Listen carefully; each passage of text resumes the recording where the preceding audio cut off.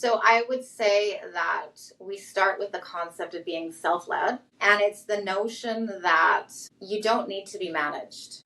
Great employees don't need to be told what time to get to work, what they need to accomplish, what they need to get done. Great employees are going to figure that out on their own. So I always say unapologetically only work with great people. And that's really the foundation of everyone here and why people work here at Nurse Next Door.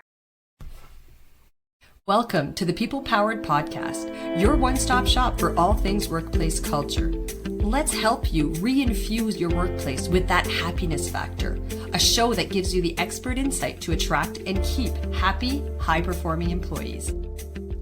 I'm your host, Lorianne Duguay, and I'm thrilled to be here with you today. Hello and welcome to the People Powered Podcast. Over the past few months, we've been showcasing companies who, when it comes to creating a highly thriving workplace culture, have clearly understood the assignment. We are trying to share with you some different strategies, different tips and tricks, and things that are low to no cost, help you understand different ways of thinking and doing in order to be able to effectively create a work environment where everybody feels seen, heard, and valued. Our next two episodes are going to be talking to individuals who are working within an industry which post-pandemic has had to deal with some pretty unique challenges, in addition to the challenges that most of the labor market is contending with these days. Today, we welcome Cathy Thorpe of the Nurse Next Door, who is going to share with us some of the different initiatives that and the different mindsets that this organization strives to convey to their team members in order to create that highly thriving workplace culture. Welcome, Cathy. Thank you. It's great to be here. Great to have you. Before we dive in and start talking about the industry, the industry that you're in, which is healthcare, and that's what our next two episodes are going to be showcasing, the healthcare industry. I just noticed that I started that long-winded intro and never actually told people what the industry is. Our next two episodes will showcase two different service providers within this industry. So to potentially give ideas to our listeners in terms of what are some of the things that you can do, what are some very easily implemented initiatives that will certainly increase the level of engagement within your workplaces. But before we did dive into that, Cathy, could you share with our audience how Cathy got to doing what Cathy does today and a little bit more about the Nurse Next Door? Yeah, so, first of all, Nurse Next Door is a home care company based in Vancouver, Canada. And we currently are across Canada, the US, Australia, and just moved into England and have over 400 locations. Amazing. So I have been the CEO here at Nurse Next Door for 10 years.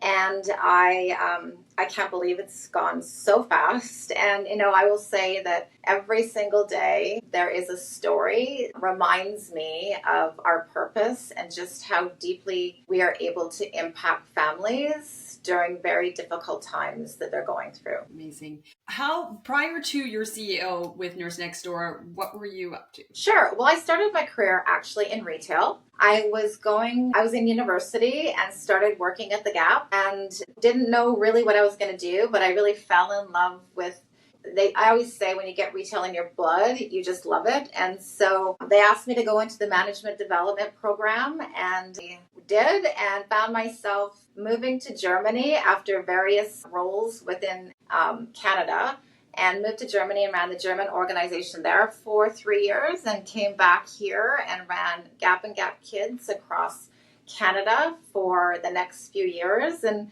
then started having kids, and I had two, a boy and a girl, and I had them actually out in Toronto, and we wanted to live out in Vancouver. So I left the Gap after 15 years, and actually joined Please Mom and became the president there for 3 years, and then decided to do some consulting when my kids were young, and became very compelled and interested in just family business, private business, and really, bringing in that corporate learnings that I'd had with the Gap, and how do you really bring in that understanding the secret sauce of family businesses, and love doing that. And yeah, lo and behold, found myself here at Nurse Next Door. Okay, well, let's talk more about Nurse Next Door. You've given us an idea, the kind of a blueprint of where you're, throughout the world, where you're located, how many locations. Let's talk a bit more about the workplace culture itself. How would you define, if you had to put your finger on what you believe the secret sauce of your company is in terms of their people, what are some of the attributes that contribute to that? Some of the ingredients, if you will, of that secret sauce? Sure. So I would say that we start with the concept of being self-led, and it's the notion that you don't need to be managed. Great employees don't need to be told what time to get to work, what they need to accomplish, what they need to get done. Great employees are going to figure that out on their own. So I always say unapologetically only work with great people. And that's really the foundation of everyone here and why people work here at Nurse Next Door. And so it starts with self-led, and then it's okay, so let's create a people development culture. And that's really that culture where people can receive feedback. And it's set in a way that you want that person to develop their career, and you're going to help them to develop. And, it really, the concept that we say here at Nurse Next Door, and it's the book that I've actually written, it's called Bold Kindness. And bold kindness is really, it starts with having those direct conversations in a way that's going to support that person. But the kindness comes in the sense that you're in a relationship with that person. You know that person. You know what's important in their life. You know their dreams and goals. And so therefore you can have that conversation where the person walks away really motivated and excited, take the feedback and grow and develop in their career. Amazing. And I love that entire notion of having those more courageous conversations, but applying that kindness piece in terms of having them under the umbrella of this is how I'm going to help you and support you into growing into the best version of yourself and to truly tapping your potential. Because people tend to kind of not even recognize their own potential. So as their colleagues, if you're able to have those bold conversations, if you're able to provide that feedback in a way that supports growth and development, then certainly I can see how that would create a more engaging workplace, and people feel invested in, they feel like you truly believe in their ability to evolve within their role and perhaps over into other roles. What are some of the ways that you train your people on having these conversations? Because it's actually something that a lot of my clients personally struggle with, where a lot of the managers aren't quite sure how to navigate that more coaching conversation, as well as some of the team members have contended with a lot of tension and conflict because they will, instead of addressing a situation head on, they'll avoid it altogether because they're really not sure how to navigate it. So what are some of the strategies that you teach your team members to help them and support them in having those conversations? So first of all, we have the book, and we have a training program around bold kindness. Okay. People do go through dreams and goals training also, because it really does start with what are your dreams and goals and how do you get excited about what you're doing in your life. But I would say first and foremost, it starts with me, and it starts with how I'm leading the mentorship team that we call here at Nurse Next Door. How am I giving them feedback? How am I supporting their development? And therefore, they take that and they work with their teams in that way. And so I really do believe that I'm responsible for creating and developing the best workplace that we can possibly have. That's really where I think it starts from. I absolutely agree. It's really about modeling the behavior you seek, right? And you mentioned in passing your mentorship team, and that's one of the parts of our discussion prior to this that I thought was super interesting. And it just comes and validates your notion of people being self-led and starting with that mindset of when asked to be adults, people will generally be adults and they're able to self-guide themselves. You don't use the term leadership team, you use the term mentorship team. Can you share a bit more with our audience how that actually transpires, how that shows up at work? Yeah. So I talked about people don't need to be managed before. And so we actually got rid of the term manager here many, many years ago, because I don't believe that that's something that needs to exist in the business community. And I think people are searching for a new way of being treated in the workplace. And so then, the concept of leadership is that to me, it still speaks to someone sitting on top of another group of individuals. And I just think that we don't need to believe in that anymore. I think that for me, mentorship is sitting beside someone, sitting beside people, and we all bring our strengths and we all have things to work on. And let's just share things and help people be successful, as opposed to feeling like I don't have the answer. I might be able to share my experiences, but I'm going to allow that other person to really go and figure it out their way and give them the space and the autonomy to try something. And, maybe it works, maybe it doesn't. But go and just try it and grow and develop and, come back when you have more things to talk about and we'll talk about it. And I just think it's sitting beside someone and really allowing that person to feel that they are actually in control of their own destiny. I absolutely love it. I love so much about this notion of mentorship and just kind of rebranding this idea of leaders, because that in and of itself kind of does seem to assume that you're either ahead of the pack or you're above that person, but doing away with those kind of hierarchies and reframing that role as someone who is here to coach you and to mentor you along your path, but that you own that path and you own that trajectory. And we're simply here as a resource in the event that you encounter a roadblock. And we're here to coach you through kind of how to troubleshoot that and how to critically think about the situation, ultimately all to help build your own competency and help build up your capabilities moving forward. I absolutely adore that. And I like the notion of moving away from the word manager, because you're right. People don't need to be managed. And I think people are searching for new ways of doing, new ways of thinking. They're recognizing that this new world of work comes along with a number of unique challenges that if you always do what you've always done, then you'll always get what you always got. And so these challenges are the outcome of always doing what you've always done.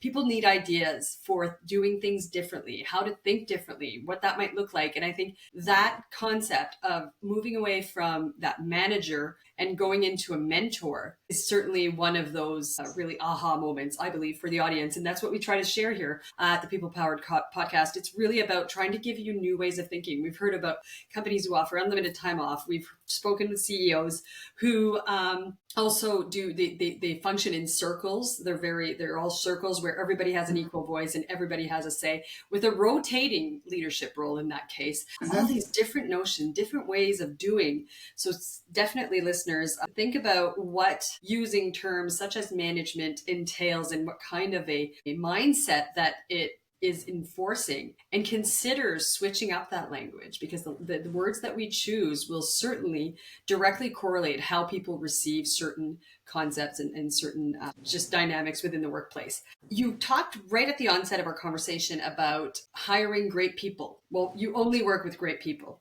So let's talk a bit more then about how is it that, and I'm sure the audience is dying to know, what are some of the things that they could be doing to ensure that they are in fact hiring great people? Well, I think I go back to myself and how am I understanding my strengths and weaknesses. Mm-hmm. And when I understand my strengths and weaknesses, I'm going to go out there and hire people that are better at something than I am. Mm. And when you do that, allow that person, you need to then give that person the space and autonomy to be better than you. Yeah. And you need to work on yourself. I mean, it's, I think as leaders, as mentors, we feel that we don't need to have the answer. We can ask others what the answer actually is. And I think I see people thrive. So when you ask the question of how do you hire those great people, I actually think there's so many great people out there, but do we give them that environment where they can really own something and feel like they are part of the organization and contributing in a huge way? Absolutely. Because what I've seen is when you do that, people blow me away all the time. It's unbelievable what people can achieve, what they will do for the organization when they really feel like they have the space and autonomy to go and make those decisions. And without fear of making the wrong decision, because there is no wrong decision. We're just making decisions, and something will work, something won't work, and let's just move on. Mm-hmm. Mm-hmm. And I think that's absolutely the case, and creating that work environment that conveys that autonomy and says it's okay to fail forward. This is a safe space. We expect you to try. And if it doesn't work, then learn from what worked well and implement what didn't work and make a plan for that not to kind of come up again. What are some of the ways that you do, and I heard you kind of allude to flexibility, adaptability, giving them trust and providing them space and autonomy to do the work that you've hired them to do, which I've repeated more than once over our many episodes and throughout the book, is one of those fundamental needs for someone to feel valued and seen and heard, is about making sure that they are in fact afforded and provided with that autonomy, as well as the empowerment to make decisions, all the while having that coach / mentor as a resource. What are some of the ways that you do, or some of the practices that you apply to your team members in order to offer them flexibility and adaptability? To me, flexibility is about understanding what's important for individuals. Do I know what's important for Jenna? Okay. And allow Jenna the space to figure out what works for her. And when I speak to that as an example, well, here's an example. We had a couple of women here in the company that about a year ago both got a dog, and they're both single. And so it's like, okay, so my thinking with that was, you know what, this should feel like a mini mat leave for them, right? Like, how are they going to help this dog become a member of their family? And so we sat down with them and we just said, you know what, whatever needs to happen with your schedule to really be able to take that puppy and make that puppy part of your life, do it. It's doing fun things like that and just not getting confined by how things have been done. Another example was a lady has 2 little boys, and she was going and getting her hair done on Saturday morning. And I was like, I want her to be going home on the weekend and spending the time with her boys. That's what's going to get her excited. That's what's going to allow her the space to come to work on Monday morning and be so excited to be here. So I'm like, you know what? Go and do that during the week. I don't want you going and doing that when you should be spending time with your family. And it's those little moments and those little decisions that people will do anything for the organization when they feel like they can go and do those things that are important in their life and really be able to bring all of that energy back here and really show up with the best version of themselves. Absolutely. It's win-win for the company all the way. And I just want to mention, I love the story about the dog, because you'll notice my coffee cup. It says dog mother, coffee lover. There we go. There we go. So, and I know how those puppy years can, think of it though, those first few weeks with a puppy, they're trying. Right? You're not sleeping at night. They still have to go out during the night. It's just, I love that you've offered those types of flexibility. So what I'm hearing from all these 2 examples is really this notion of just recognizing that people are human and they've got other things at play, and making sure that you're providing them that wiggle room to be able to bring their whole selves to everything they do within their life, be it at work or at home, and that kind of facilitating. And the other thing I heard was understanding the needs and preferences of each individual, because what I prioritize personally is likely not the same thing that my colleague prioritizes. So having the tools and systems in place to map that out and to truly understand what the needs and preferences are at home as well as at work, of course, and then adapting your approach, adapting the way that you mentor them, the flexibility you give them around that understanding, right? Are there other practices or other initiatives that you're really proud that Nurse Next Door has implemented in terms of being able to support the level of engagement within the organization? Yeah, I'm thinking, I think everyone does go through the dreams and goals training, and we really do make sure that we are supporting people with their dreams and goals. So every quarter, we actually ask people to submit what their dream or goal is and how the company could support them with things. And so then we take the one that we feel is the most important one that quarter, and we do things to support that person. We've sent people to yoga courses for a month. We've sent people back home to be with one of their family members that may be sick. We've sent people to go and surprise their grandma in Ireland with the new baby twins that they just had. It's also having fun with their dreams and goals and being able to really get behind it and support them. And I love that we do that. And yeah, we continue to find incredible goals that are happening across the organization, and any way that we can support them, we try to. So not only their professional goals, their personal goals as well. Yes, I would say most of them actually are their personal goals, and how are they bettering themselves and how are they continuing to learn and grow as a person? Because I look at myself and it's like, if I'm not continuing to learn and grow as a person, I'm not going to show up as a stronger mentor for those around me. And so how do we support everyone to continue to grow as people? I heard you talk about yourself as a mentor. Let's get really kind of a bit more granular. What kind of training do you provide and how do you select the members of your mentorship team? So training and development is every day. I think it's one of those things where have we built a culture where we're providing people with ongoing feedback, in the moment feedback? And I will say that it's about making sure that mentorship team are people that are going to have those bold conversations in a kind and caring way. It's working with every member of the mentorship team to ensure that they are truly embodying that, and then giving them the space to go out there and work with their teams and create that culture within that team environment. So, yes, we have a training program. Yes, we have a leadership development approach around bold kindness, but it's really working with each individual and making sure that they do embody that concept of bold kindness each and every day. Absolutely.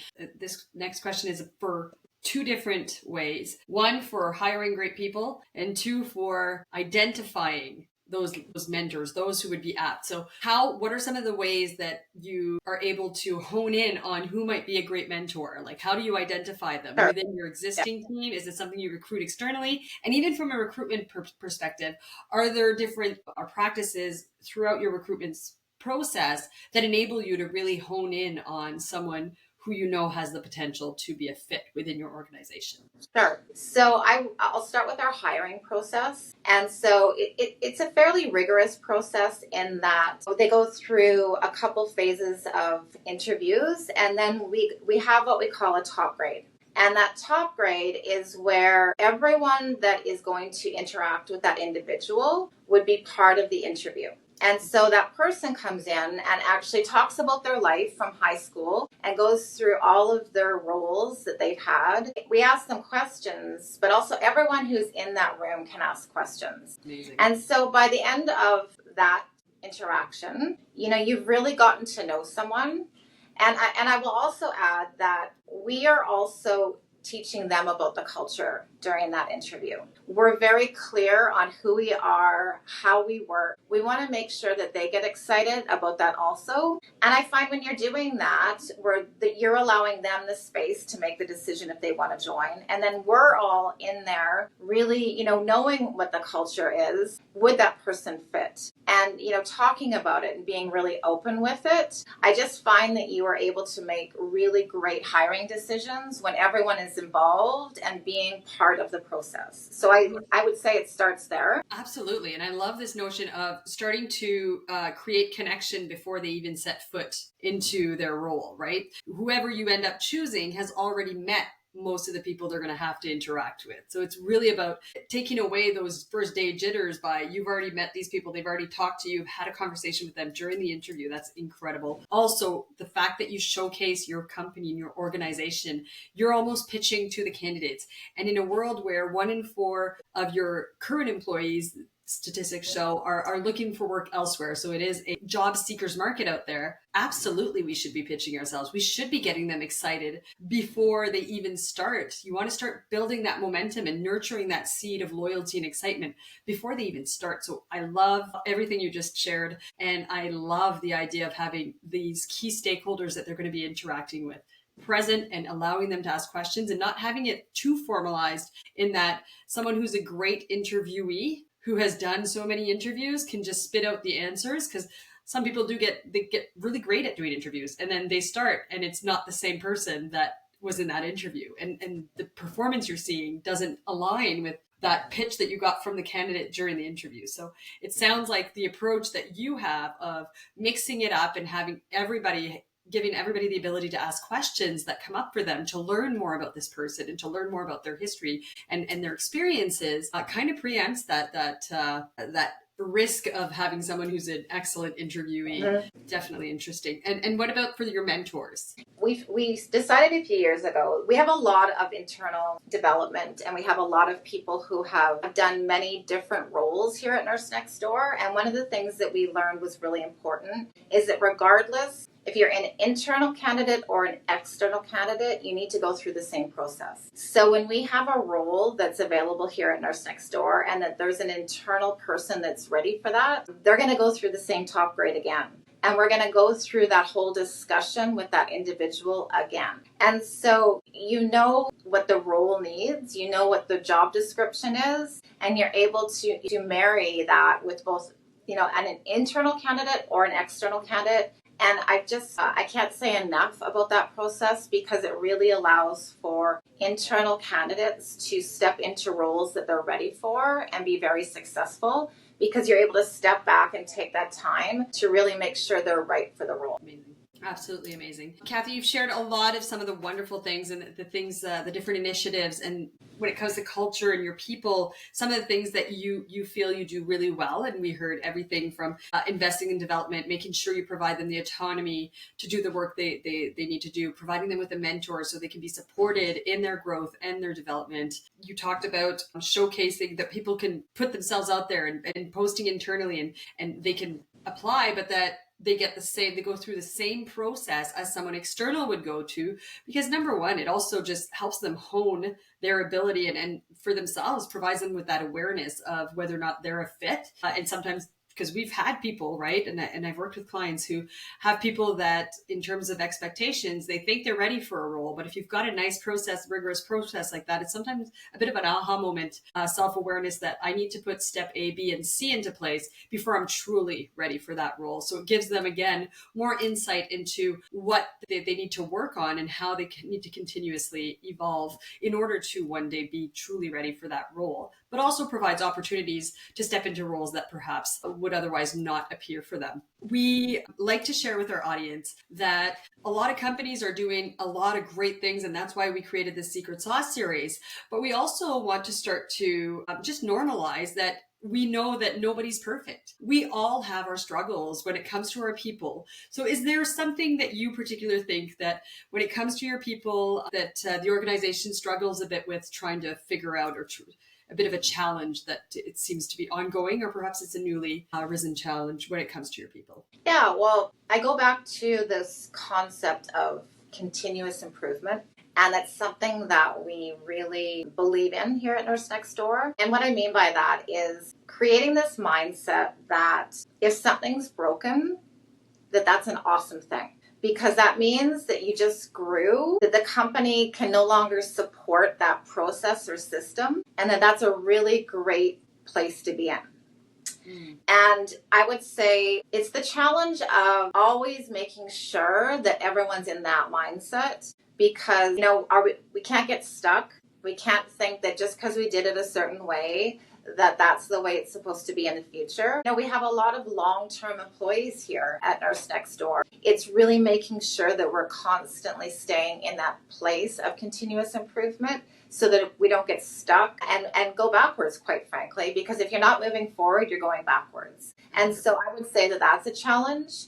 It's a great challenge and we love it, but it's certainly the mindset that we always have to be instilling. Yeah, and one of the things that I've shared often that I'm a huge fan of the Everything DISC personality assessments, and it's just a powerful tool in terms of fostering collaboration, but helping to identify your own needs and preferences and those of your colleagues, which we alluded to the importance of earlier. One of the things that I've shared with some of our listeners that there are certain personality styles that they are so terrified of failing because for them, failure equates to improper planning or lack of planning. These same personalities, as well as there's two of the personalities, they're not a fan of change. They love routine. So I can see how certainly, it being in that continuous improvement mindset and understanding that we continuously have to assess, is this still working? Is this still bringing the outcome that we need it to? Do we need to tweak it? Do we need to pivot? Yeah. That would be a bit unnerving for certain personalities. So I think it's certainly important to help support them, to help them understand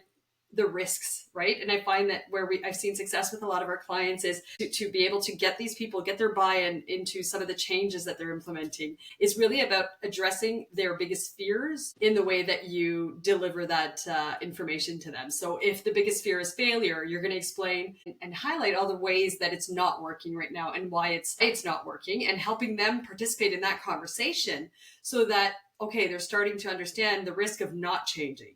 And they're starting to understand, and they're moving more towards, whereas prior to that, they're probably focusing on all the risks of that change rather than the risks of not changing. So changing that conversation. The other style that I was talking about being a bit more change averse, it's really about their people centric. So for them, their fear is that some people will not be included in that change or will be unnerved by that change. And so because they're so afraid of the impact on their teammates, on the organization, or on the people piece of it, they'd rather stay paralyzed and not move and just stagnate rather than put themselves out there and get on board with the change. So again, it's about helping them recognize how people will be supported throughout the implementation of this change and why it's important to continuously change in order to get those people on board. But thank you for sharing that particular challenge. I think it's definitely a challenge that many organizations, especially those who strive to adopt that mentality, that mindset of continuous improvement and knowing that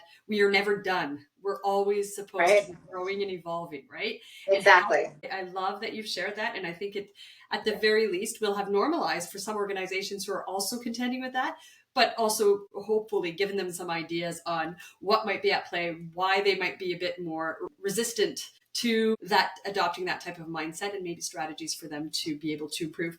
So we are at time. Cathy, time flies when you're having fun. I always ask our guests at the end of every episode to share one final nugget of wisdom with our audience. If there's one thing you would like to convey to them, what would that one thing be when it comes to creating that highly thriving workplace culture? I think I go back to, we've also just got to have fun. It's got to be fun each and every day, and we're only human, and let's try our hardest and make sure we have a lot of fun. I love it. Nurse Next Door, in a nutshell, I'm hearing, have fun, be flexible, adopt a continuous improvement mindset, and practice bold kindness. Is that pretty awesome? Very well said. Thank you. Amazing. If people want to continue connecting with you, Cathy, how can they do that? Or with Nurse Next Door, they want to know more about the company and they've maybe gotten interested in putting their hats in the ring for a potential position. Yeah, they can reach out to me on LinkedIn, on Instagram, Bold Kindness, or you can look up my book. It's on Amazon, Bold Kindness by Cathy Thorpe. We will put all of those links along with the website link for the company in our show notes. So folks, please don't be shy.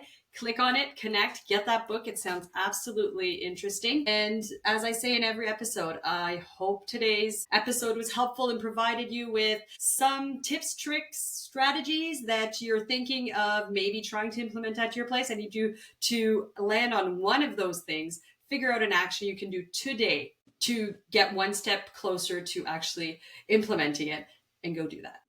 Thanks for joining us for yet another enriching conversation. To hear more about today's guest, make sure to check out the links in the description of the episode. Liked what you heard? Make sure to like and share this on all your socials.